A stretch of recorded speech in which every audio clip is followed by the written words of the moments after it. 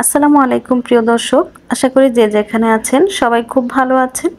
আমার চ্যানেলে নতুন আরেকটি রেসিপি দেখার জন্য আপনাদের সবাইকে আমন্ত্রণ জানিয়ে শুরু করছি আমার আজকের রেসিপি। আজকে আমি আপনাদেরকে খুব সহজেই বাসাতে ইনস্ট্যান্ট ট্যাং তৈরি করে দেখাবো। বাজার থেকে এই ট্যাংটার চড়া দামে কিনতে হবে না, বাসাতেই আপনারা খুব সহজে এই ট্যাং তৈরি করতে পারবেন। এটার স্বাদ এবং ফ্লেভার একদম বাজারের ট্যাংয়ের মতো। তো চলুন রেসিপিটা দেখি। প্রথমেই আমি একটা মিক্সিং জারের মধ্যে নিয়ে নিচ্ছি 1 কাপ চিনি, হাফ কাপ দিয়ে দিচ্ছি গ্লুকোজ। পরিমাণটা মনে রাখতে হবে, 1 কাপ চিনির জন্য হাফ কাপ গ্লুকোজ। আর এই যে এখানে আমি অরেঞ্জ ফ্লেভারের ট্যাংটা বানাবো, সেজন্য আমি এখানে অরেঞ্জ মানে যে ফ্লেভারটা অরেঞ্জ ইমালশনার বলে, আমি এটা নিয়ে নিচ্ছি। আর দিয়ে দিচ্ছি অরেঞ্জ ফুড কালার। তো এখন আমি ব্লেন্ড করে নেব। তো এই যে দেখুন আমি ব্লেন্ড করে নিয়েছি, খুব বেশি একটু সময় লাগে না, 1 মিনিটের মতো ব্লেন্ড করলেই এটা একদম পারফেক্ট।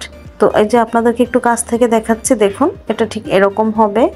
তো আপনাদের বোঝার সুবিধার্থে আমি একটা বাটিতে নিয়ে দেখাচ্ছি, মানে ট্যাংটা কতটা পারফেক্ট হয়েছে দেখলেই বুঝতে পারবেন। আর এটার ফ্লেভার কিন্তু খুব স্ট্রং, মানে একদম বাজারের কিনা ট্যাংয়ের মধ্যে ফ্লেভারটা আসছে, খেতেও ঠিক সেম টেস্ট। তো বাজার থেকে চওড়া দামে এই ট্যাংটা না কিনে আপনারা কিন্তু বাসায় তৈরি করতে পারেন। আর এটা কিন্তু একদম স্বাস্থ্যসম্মত। বাজারের কিনা ট্যাং আমরা জানি না কতটুকু স্বাস্থ্যসম্মত, তবে এটা 100% স্বাস্থ্যসম্মত। আপনারা এভাবে বাসায় তৈরি করে সবাই রমজানে খেতে পারেন, বাচ্চাদেরও দিতে পারেন, বাচ্চারা কিন্তু খুবই পছন্দ করবে এটা। তো আমি শরবতটা একটু গুলে আপনাদেরকে দেখাচ্ছি, দেখুন এটা দেখতে ঠিক এরকম হয়েছে। তো একটু বরফ কুচি দিয়ে তারপর এই ট্যাংটা তৈরি করলে খেতে কিন্তু খুবই ভালো লাগে।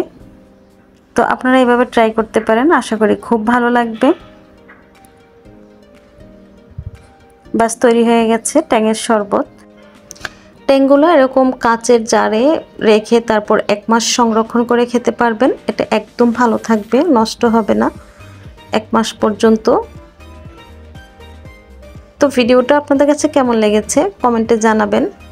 আর রেসিপি ভালো লাগলে লাইক কমেন্ট শেয়ার করে আমার চ্যানেলটা সাবস্ক্রাইব করে পাশেই থাকবেন আশা করি। আজকের মতো বিদায় নিচ্ছি, সবাই ভালো থাকবেন, সুস্থ থাকবেন, নিরাপদে থাকবেন। আল্লাহ হাফেজ।